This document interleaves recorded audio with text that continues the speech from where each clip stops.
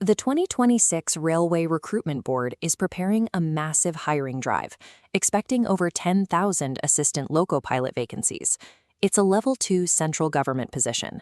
That means roughly 35 to 40,000 rupees a month gross, plus pension benefits.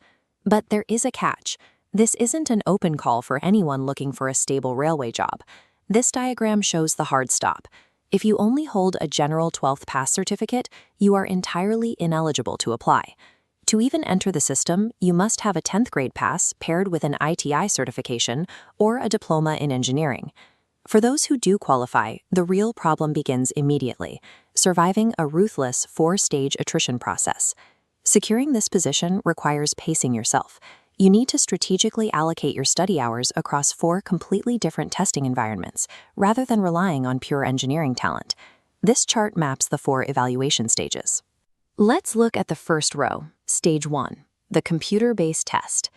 You have exactly 60 minutes to answer 75 broad questions covering 10th level math, science, and reasoning. The primary hazard here is the penalty. 1/3 of a mark is deducted for every wrong answer.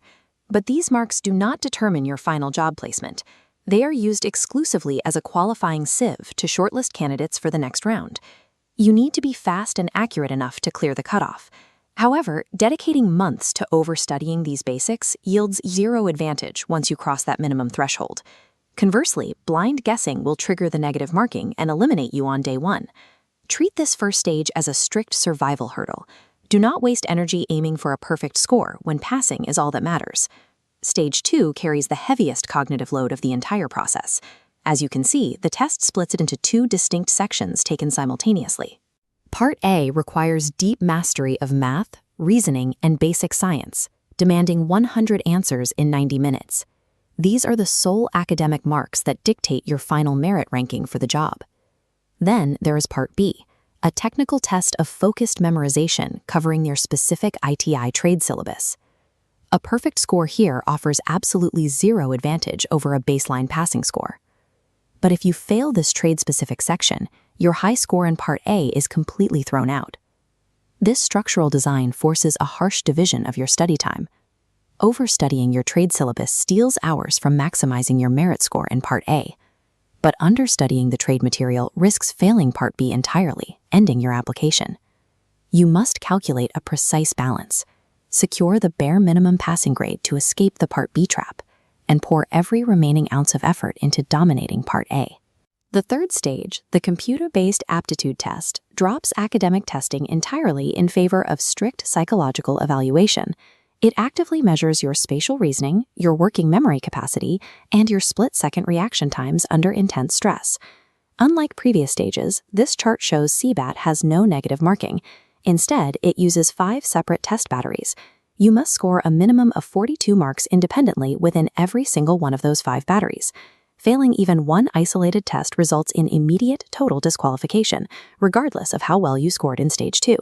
You cannot study for this from a textbook. Building these reflexes requires dedicated software practice.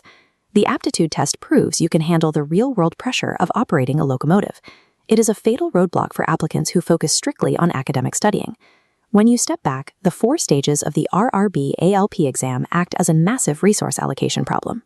The ideal candidate holds an ITI or diploma and is prepared to commit 6 to 9 months to a rigidly structured study plan. For Stage 1, you allocate just enough time to build the baseline speed and accuracy required to survive the initial screening. For Stage 2, funnel the majority of your time into Part A to secure your merit ranking, while strictly capping your Part B study to safe passing levels. For Stage 3, compartmentalize your aptitude preparation. Treat it as a daily mechanical drill as the exam date approaches. Most applicants fail because they treat all subjects with equal weight, trying to brute force the exam through rote memorization. Spreading your attention evenly against these structural traps guarantees elimination. Securing an ALP position in 2026 does not depend on being the most gifted engineer. It depends entirely on being a highly disciplined, strategic test taker over a grueling timeline.